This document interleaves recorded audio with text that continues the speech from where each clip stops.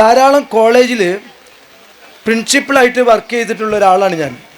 അപ്പോൾ അവിടെ കണ്ടുവരുന്ന കുട്ടികളുടെ ഇടയിൽ കണ്ടുവരുന്ന പല പ്രശ്നങ്ങളും എനിക്ക് നേരിട്ടറിയാം.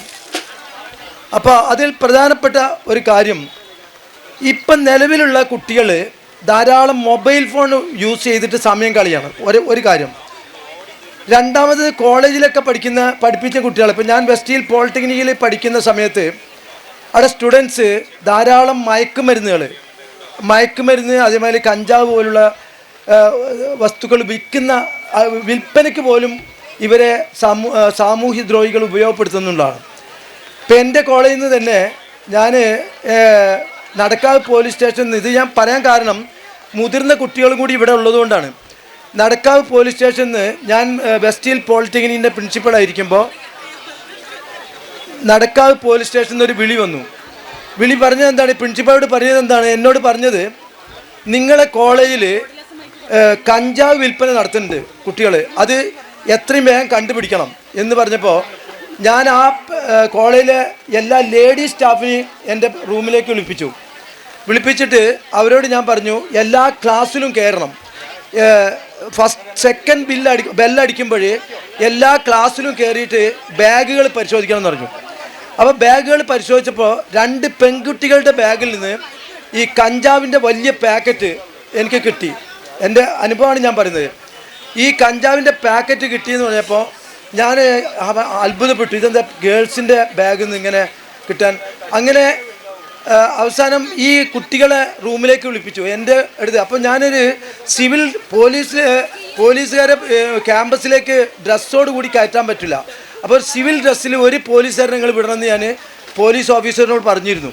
അങ്ങനെ സിവിൽ ഡ്രസ്സിൽ ഒരു പോലീസുകാരൻ എൻ്റെ അടുത്തിരിക്കുന്നുണ്ട്. അപ്പോൾ ഈ ബാഗ് കൊണ്ടുവന്ന് ഇതാരതാണ് ബാഗ് എന്ന് പരിശോധിച്ചപ്പോൾ 2 ഗേൾസിൻ്റെ പേര് പറഞ്ഞു. അവരെയും കൂടി വിളിപ്പിച്ചു. അപ്പോൾ അവരോട് ചോദിച്ചാൽ പറഞ്ഞു, സാറേ ഇത് ഞങ്ങൾക്ക് യാതൊരു ബന്ധവുമില്ല, ഈ കഞ്ചാവ് വെച്ചതിൽ യാതൊരു ബന്ധവുമില്ല, അത് മറ്റ് 2-3 പയ്യന്മാർ ഞങ്ങളെ ബാഗ് പരിശോധിച്ചിരുന്നു, അവർ വെച്ചാണ് സാധ്യത എന്നുണ്ട്. അപ്പോൾ അത് ആരാന്ന് ചോദിച്ചു. അപ്പോൾ ആ 2 കുട്ടികളെ പേര് പറഞ്ഞപ്പോൾ ഒരു പ്രിൻസിപ്പൾ എന്ന നിലക്ക് ഒരുപാട് ഈ കഞ്ചാവ് വിൽപ്പനയാണ്. അതിൻ്റെ അർത്ഥം ആ കോളേജിൽ വരുന്ന മിക്ക കുട്ടികൾക്കും ഇത് കൊടുക്കാൻ വേണ്ടിയിട്ടാണ് ഈ കുട്ടികളെ ഏർപ്പാടാക്കിയത്. കുട്ടികൾ ഇതിൽ ഉത്തരവാദിയല്ല, പക്ഷേ സാമൂഹ്യ ദ്രോഹികൾ മയക്കുമരുന്ന് കുട്ടികളെ കൊണ്ട് ഉപയോഗിപ്പിക്കുന്ന അവസ്ഥയിലാണ്. അപ്പം അങ്ങനെയുള്ള അവസ്ഥയിലാണ്. അപ്പം അങ്ങനെ ഞാൻ പറഞ്ഞു വരുന്നത്, ഇത്തരം ക്രിമിനൽസുകളുള്ള സ്ഥലത്താണ് നമ്മളെ കുട്ടികൾ പഠിക്കുന്നത്. അപ്പോൾ നമ്മളെ കുട്ടികൾ അറിയാതെ ഇതിലായി പോവുകയാണ്.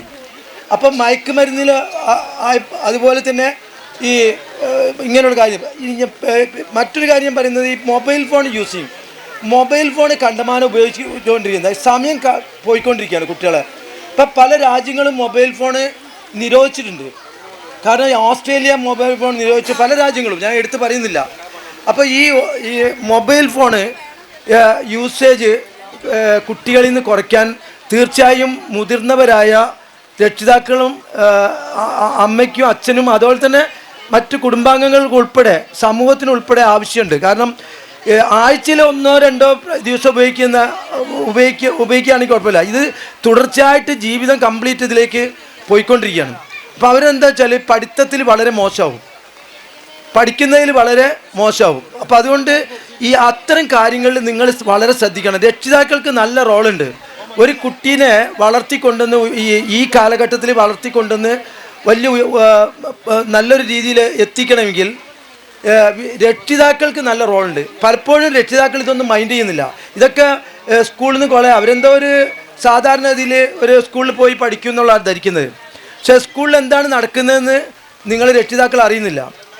അപ്പോൾ രക്ഷിതാക്കളെ സംബന്ധിച്ചിടത്തോളം ഈ മൊബൈൽ ഫോണിൽ പല പരിപാടികളുണ്ട്. കാരണം മൊബൈൽ ഫോണ് ഈ ബിസിനസ് ആവശ്യത്തിന്, ഈ കഞ്ചാവ് മയക്കുമരുന്നുള്ള ബിസിനസ് ആവശ്യത്തിന് ഉപയോഗിക്കും ഇവർ. അത് ക്രിമിനൽസാണ് ചെയ്യുന്നത്. പക്ഷേ നമ്മൾ കൊടുക്കുന്ന മൊബൈൽ ഫോണിലാണ് ഇവരിത് ഉപയോഗിക്കുന്നത്. അപ്പോൾ ആ കാര്യങ്ങൾ വളരെ ശ്രദ്ധിക്കണം. പിന്നെ കുട്ടികൾക്ക് നല്ല ആത്മവിശ്വാസത്തോടു കൂടി അവരെ നോക്കണം. കാരണം കുട്ടികൾക്ക് ആത്മവിശ്വാസം വളർത്തേണ്ടതിൽ രക്ഷിതാക്കൾക്ക് നല്ല റോളുണ്ട്.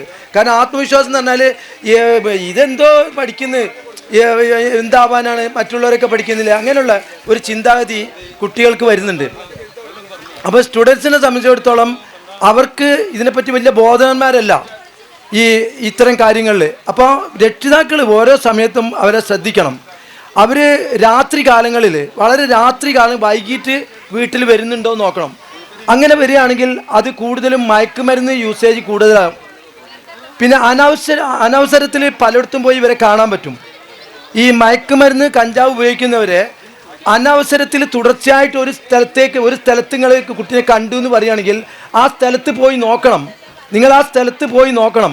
അവിടെ വല്ല പ്ലാസ്റ്റിക്കിൻ്റെ കവറുകളോ അല്ലെങ്കിൽ പല പൊടിയോ മയക്കുമരുന്ന് സിറിഞ്ച് പോലുള്ള സാധനങ്ങൾ ഈ നമ്മളെ കുട്ടികൾ അല്ലെങ്കിൽ നിങ്ങളെ മക്കൾ കൂടുതൽ സമയം ചെലവഴിക്കുന്ന സ്ഥലത്ത് ഇതുണ്ടോ എന്ന് നിങ്ങൾ പരിശോധിക്കണം. തുടർച്ചയായിട്ട് പോകുന്ന സ്ഥലത്തേ ഉണ്ടാവുള്ളൂ. അപ്പോൾ സിറിഞ്ചുകളൊക്കെ ഉണ്ടെങ്കിൽ ഉടനെ നിങ്ങളെ കുട്ടിനെ കണ്ടുപിടിച്ചിട്ട് ആ കുട്ടിയെ ഈ മയക്കുമരുന്ന് ആ കുട്ടികളോ ആ ഗ്രൂപ്പ് മയക്കുമരുന്ന് ഉപയോഗിക്കുന്നതായിരുന്നു ഉറപ്പാണ്.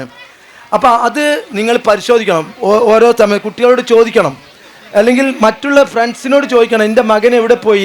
9 മണിക്ക് ഇന്നലെ വീട്ടിൽ വന്നില്ല, എൻ്റെ മകൻ ഇന്നലെ എവിടെയായിരുന്നു നിനക്കറിയോ? ഈ ഫ്രണ്ടിനോട് ചോദിക്കുക. അപ്പോൾ ഫ്രണ്ട് മിക്കവാറും പറയും ഇന്ന കെട്ടിടത്തിൻ്റെ താഴെ ഞങ്ങൾ ഇവിടെ ഇരിക്കുകയാണെന്ന് പറയും. അപ്പോൾ അവിടെ നിങ്ങളൊന്ന് ഒന്ന് പരിശോധിക്കുക. കാരണം നമ്മളെ മക്കളാണ് ഈ മയക്കുമരുന്നിന് അടിമാവുന്നത്.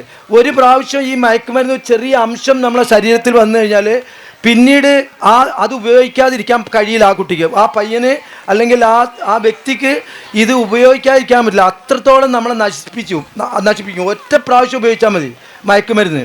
വലിയ വില കൊടുത്ത് പിന്നെ ഇവർക്ക് ഇത് പണം കൊടുത്ത് കിട്ടാനുള്ള ശ്രമം അവർ നടത്തും. അതിൻ്റെ ഭാഗമായിട്ടാണ് അമ്മനെ കഴുത്തിറക്കുന്നതും. ഇപ്പോൾ പത്രങ്ങളിലൊക്കെ കാണുന്നില്ലേ, അമ്മനെ കഴുത്തിറക്കുന്നു, അച്ഛനെ ഇടിച്ചു കൊല്ലുന്നു. ഇതെല്ലാം മയക്കുമരുന്നിൻ്റെ ഉപയോഗം കൊണ്ടാണ്.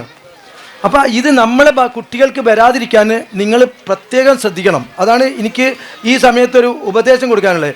പിന്നെ വിദ്യാർത്ഥികളെ സംബന്ധിച്ചിടത്തോളം അവർ ആത്മവിശ്വാസത്തോടു കൂടി പഠിക്കണം. മക്കൾ വളരെ ആത്മവിശ്വാസത്തോടെ പഠിക്കണം. കാരണം എന്തോ അമ്മയും അച്ഛനെയും ഈ സ്കൂളിൽ കൊണ്ടേ ആക്കി, ഇനി ബാക്കിയുള്ളതൊക്കെ എങ്ങനെ നടന്നോളൂന്നില്ല. കുട്ടികൾ ആത്മാർത്ഥമായിട്ട് പഠിക്കുന്നുണ്ടെങ്കിൽ മാത്രമേ അവർക്ക് രക്ഷപ്പെടാൻ പറ്റുള്ളൂ. അപ്പോൾ ഇതൊക്കെ വ്യക്തിപരമായി എൻ്റെ അനുഭവം കൂടി ഞാൻ നിങ്ങളോട് പങ്കുവെച്ചു എന്ന് മാത്രമേ ഉള്ളൂ. ഈ കൂട്ടായ്മയ്ക്ക് എല്ലാവിധ ആശംസകളും അർപ്പിക്കുന്നതോടൊപ്പം തുടർന്നുള്ള സമയങ്ങളിൽ ഇതുപോലുള്ള പരിപാടികൾ കൂടുതൽ ഈ ജനശ്രീക്ക് നൽകുവാൻ കഴിയട്ടെ എന്ന് പ്രത്യേകം ആശംസിച്ചുകൊണ്ട് എൻ്റെ വാക്കുകൾ ഉപസംഹരിക്കുന്നു. നിങ്ങൾക്ക് നമസ്കാരം.